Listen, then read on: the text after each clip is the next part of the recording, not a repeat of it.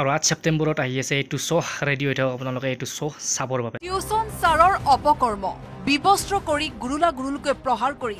তো শ্ৰদ্ধা ৰাইজ, স্বাগতম জনাইছোঁ বি ব্লগ চেনেলটোৰ অন্য এটা নতুন ভিডিঅ' লৈ। বহুত দিন হ'ল ভিডিঅ' বনাব পৰা নাই, কাৰণ এইকেইটা দিন কণ্টিনিউ স্কুল খোলাই আছিল আৰু আজিৰ পৰা বাৰু 3 দিন বন্ধ পাম, শনিবাৰ ৰবিবাৰ আৰু সোমবাৰ। আৰু অহা মাহৰ 8 তাৰিখ মানে 8 ছেপ্টেম্বৰত আছে মোৰ এটা বহুত ডাঙৰ প্ৰগ্ৰেম, আৰু সেই প্ৰগ্ৰেমটোৰ বিষয়ে বাৰু পিছত ক'ম। তাৰ আগত এটা দৰকাৰী বিষয়ৰ ওপৰত প্ৰথমতে আলোচনা কৰি লওঁ। আৰু বৰ্তমান যিটো দৰকাৰী বিষয়ৰ ওপৰত আলোচনা কৰিম বুলি কৈছোঁ, এই আলোচনাটো কৰিব যোৱাৰ আগত নিজক বহুতে বেছি লাজ লাগে আৰু বহুতে বেছি দুখ লাগে। কাৰণ কি হৈ আছে বৰ্তমান এই অসমখন, কাৰণ সিদিনা অলপতে গোটেই ভাৰতবৰ্ষ জোকাৰি যোৱা ইমান এটা জঘন্য কাণ্ড হৈ গ'ল মৌমিতা দেৱনাথৰ লগত কলকাতাত। তাৰ পিছতো অপৰাধীবিলাকৰ অলপো ভয় হোৱা নাই আৰু অলপো দয়া মৰম জাগি উঠা নাই। আৰু হয়তো অপৰাধীবিলাকৰ অলপো ভয় নহাৰ এটাই কাৰণ, হয়তো অপৰাধীবিলাকে উচিত শাস্তি পোৱা নাই। যদি উচিত শাস্তি লগে লগে পালেহেঁতেন তেতিয়াহ'লে অপৰাধীবিলাকৰ এটা বেলেগ অপৰাধ কৰাৰ আগত ভয় হ'লহেঁতেন। কাৰণ মৌমিতা দেৱনাথক ইমান নৃশংসভাৱে ধৰ্ষণ কৰি হত্যা কৰাৰ পিছত আৰু তেখেতে গোটেইখিনি কথা স্বীকাৰো কৰিছে, গোটেইখিনি কাণ্ড তেখেতৰ দ্বাৰা সংঘটিত হোৱা বুলি, আৰু তাৰ পিছতো তেখেতৰ ওপৰত এতিয়াও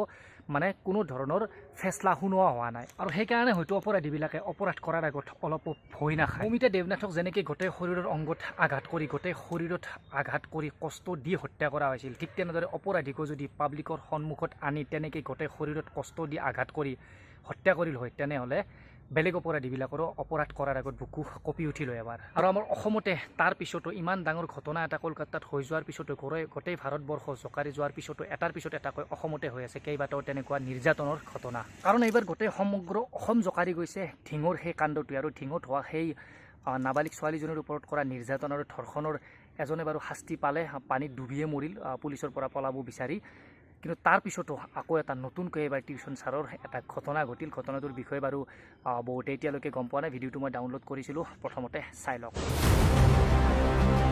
টিউচন ছাৰৰ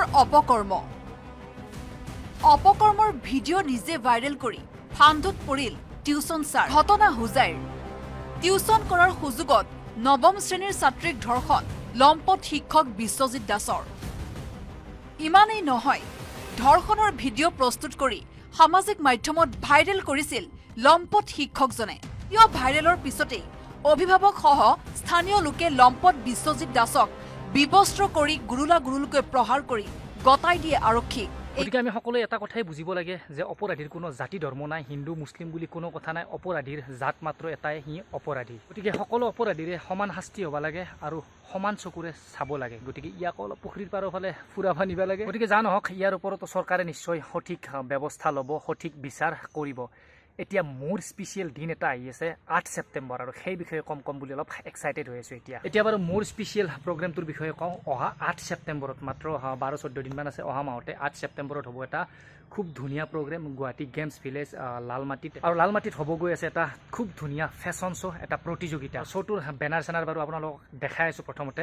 আৰু শ্ব'টোৰ নাম হৈছে royal runway and royal beauty of Assam.